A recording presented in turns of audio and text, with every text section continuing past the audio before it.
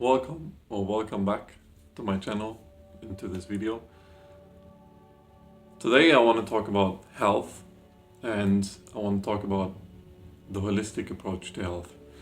In my opinion, that is not talked about enough, and especially in this current climate. It seems to be this taboo topic, talking about health. How dare you talking about health? Don't know if you heard of this guy. I think he's the CEO of Supergreen, when I have that right in my head. He was addressing that so many people that are ending up in the hospital because of this virus, that are obese, have underlying health conditions, and he didn't point that out, but that's something that is also true, that a vast majority of people also have a lack of vitamin D. It is very interesting when I first heard that. Why are we not talking about health in this situation that we're in? Like, why are we not talking about people getting healthy? Like, getting the right diet, having the right lifestyle, like exercise, and doing things for your mind, like meditation, yoga, whatever you're into, but also the input that we take into our mind and into our mental health, which is also one point that doesn't get so much attention right now, that there's like a mental health crisis going on right now. There's so many teenagers that now have anxiety, depression, that never used to be at these high numbers. Like, the percentages went way up in this time. Completely understandable, obviously, because it disrupts completely what a normal child or teenager / young adult would go through in their time through school, in pretty much all generations up until last year. And there's so many people that take their lives right now, and these numbers you don't get to see. You can always look them up on your own, but they're certainly not pointed out by the media in the news, and they are significant, and they are way higher than they usually are. And that has to do with all the restrictions and all the mandates and all the things that that the governments basically put on the people, that then have mental repercussions and mental consequences. And with some people, that's then the worst possible outcome, obviously, that they take their lives. They don't see another option. So that's another point that doesn't get that much attention, because obviously it shines another light on this whole situation, right? But that point of seeing health as a whole, so someone healthy is not someone that eats healthy by itself. In my book, in my world, someone that's healthy should be regarded as holistically healthy. Like, you can be mentally healthy, but then you could be have a poor diet, and then your overall health can still suffer from that. So, in my opinion, we should pay attention to all aspects of health. And it's also something that I find it funny. It's also something no one tells you, that you grow up and no one really guides you into living a healthy lifestyle. You just have to figure that out on your own, which in my opinion should be something that we drastically need to change. That we tell people how to live a healthy lifestyle through a good diet, with eating clean food like fruit and vegetables and nuts and seeds, and maybe even supplementation,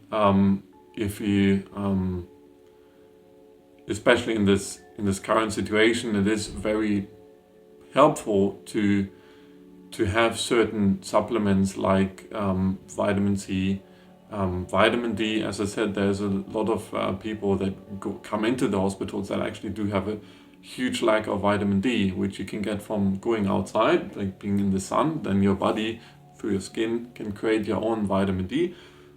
However, it's still a good thing to do to supplement vitamin D on top of that, and zinc. So vitamin C, zinc, and vitamin D are three that are really, really good for increasing your immune system. And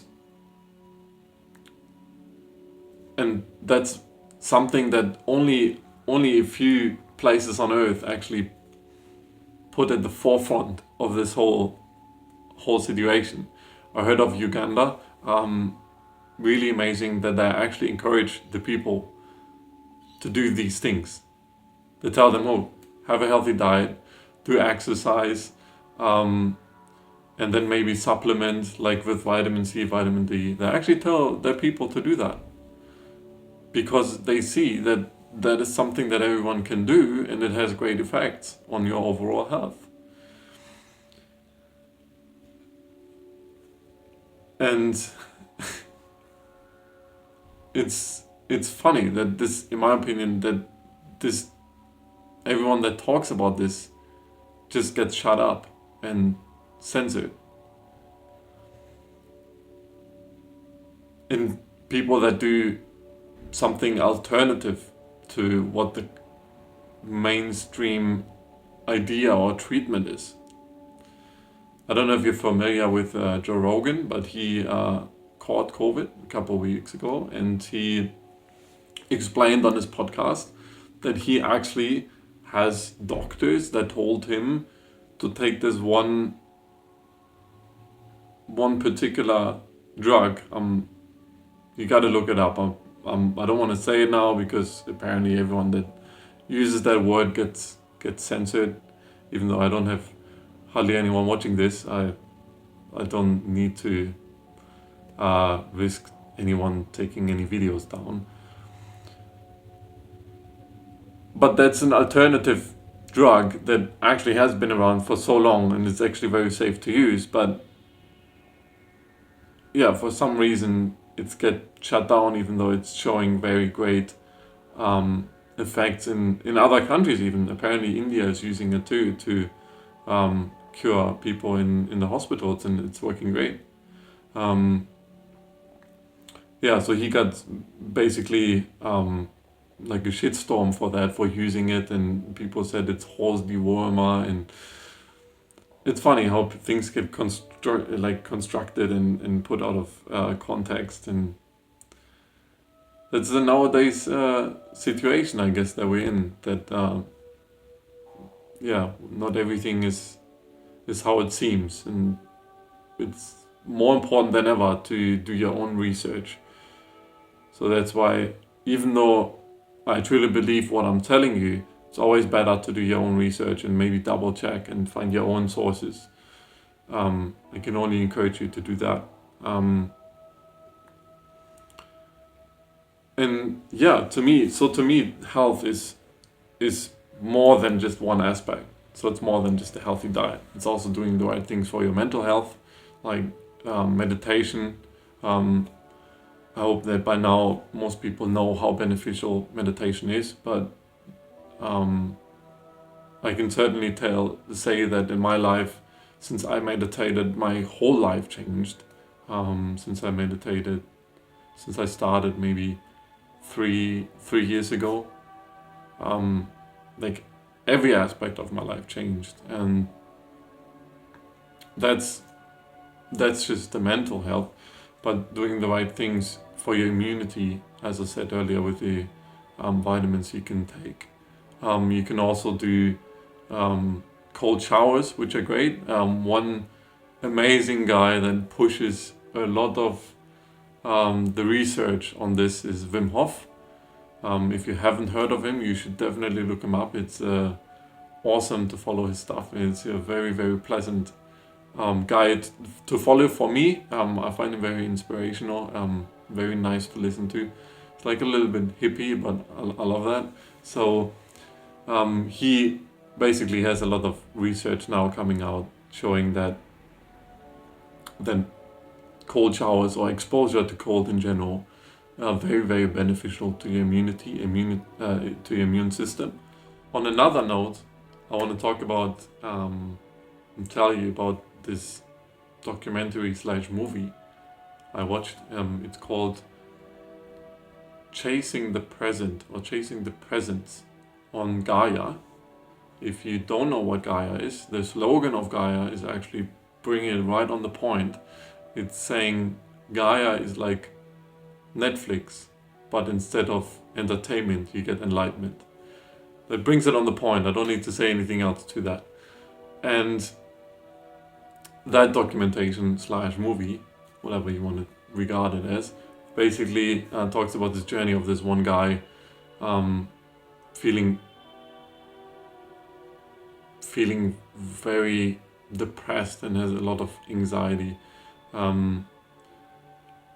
after having basically everything materially speaking, very successful on the material realm, but there was this lack. Like, he knew that something was missing. He just didn't know what it was until he then went on a spiritual journey, what this whole movie / documentary is about, and has awesome people in there that were either guiding him or speaking to him or have interviews with him, or just joined in. Like, there was also Russell Brand. Like, he didn't participate, he didn't really talk to the guy, but he was part of, like, they interviewed him for the documentary and the video, the movie, and that was for me cool to see Russell Brand. And also another one that I knew before watching that was Graham Hancock. Like, he's doing a lot of amazing things around ancient civilizations, which I find very interesting. That's why I knew him, so it was cool to see him as well. And then there were so many other people, most of them I didn't know. They were all very, very interesting to listen to. And just by watching it, you felt very present and mindful. So that was kind of this process you're going through yourself, which was beautiful. So it takes you basically by the hand going through this, and you really feel for the guy.